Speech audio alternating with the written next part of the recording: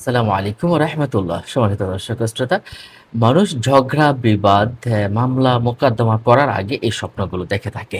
এই স্বপ্নগুলো দেখলে আপনি বুঝবেন আপনার ঝগড়া বিবাদ হতে পারে, কারো সাথে মামলা, মোকদ্দমায় পড়ে যেতে পারেন।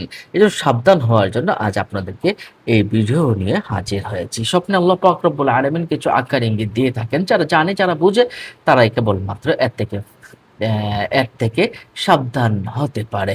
আর যারা বোঝে না তারা তো এখান থেকে কোনো আ কিছুই নিতে পারে না।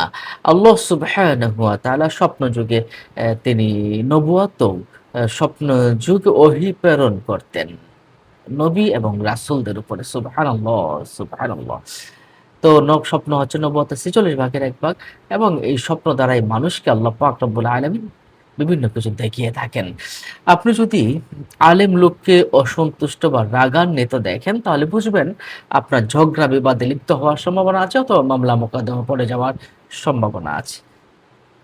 আলেমকে খুশি দেখা এটা ভালো স্বপ্ন। কিন্তু আলেমকে রাগান্বিত দেখলে বুঝবেন আপনার কপালে দুঃখ আছে। আপনি দুঃখ থেকে বাঁচতে খুব দ্রুতই আপনি অ্যা ভালো কিছুর আশ্রয় নিন। আপনি কয়েদখানা বা জেলখানা দেখলে বা কারাগার দেখলে বুঝবেন আপনারও মামলা মোকদ্দমায় পড়ার একটা সম্ভাবনা আছে। আল্লাহর দরবারে আশ্রয় প্রার্থনা করুন, আল্লাহ আমাকে খারাপ স্বপ্নটা দেখেছি। আল্লাহ আমাকে আর ভালো কিছু দান করো, খারাপটা আমাকে দান করিও না। আল্লাহর কাছে আশ্রয় চাবেন এবং কিছু সাদেকা করে দিবেন।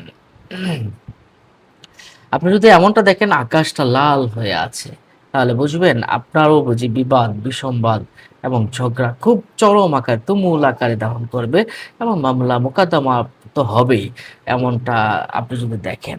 আপনি কাপড়ের ব্যবসা করতে দেখলেও বুঝবেন ঝগড়া বিবাদে লিপ্ত হওয়ার একটা সম্ভাবনা আছে। আপনি যদি দেখেন আপনি নিজে গান গাচ্ছেন, হ্যাঁ? নিজে গায়ক হিসেবে নিজেকে দেখেন, তাহলে আপনার ঝগড়া বিবাদ হতে পারে, একটু প্রবলেম হতে পারে।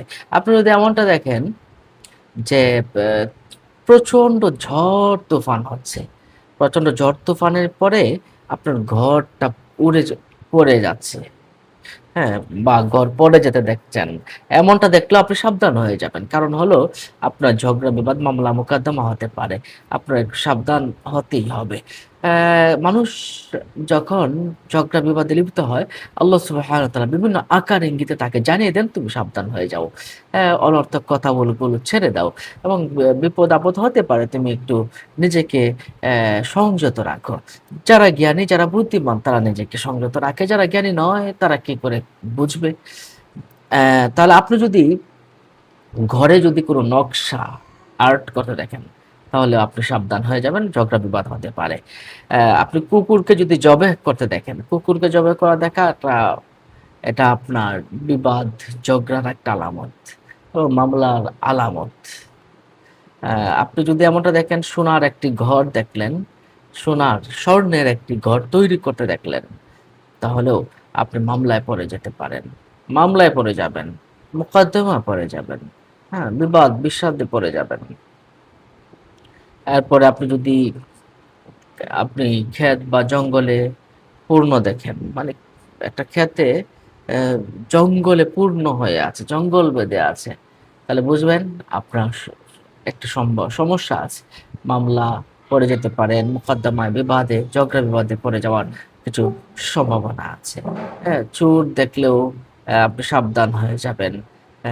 স্ত্রীকে তালাক দিতে দেখলেও আপনি কিন্তু সাবধান হয়ে যাবেন। বিবাদে, ঝগড়ায়, আর্থিক ক্ষতির মুখে পড়ে যেতে পারেন।